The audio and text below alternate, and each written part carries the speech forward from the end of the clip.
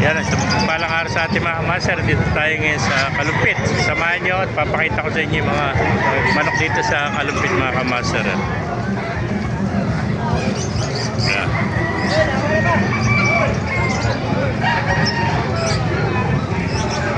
May mga manok dito sa Kalumpit mga kamaster.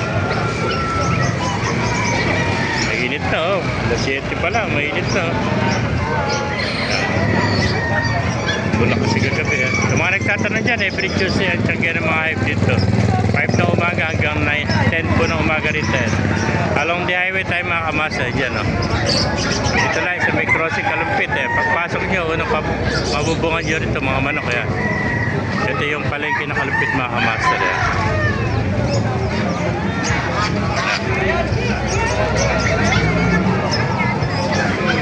May mga manok sa Kalumpit mga kamasa eh.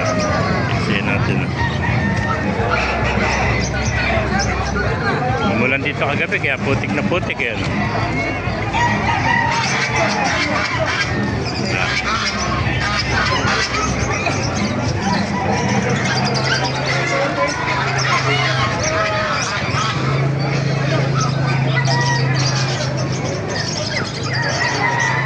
Mga nakaupo sila at mainit eh.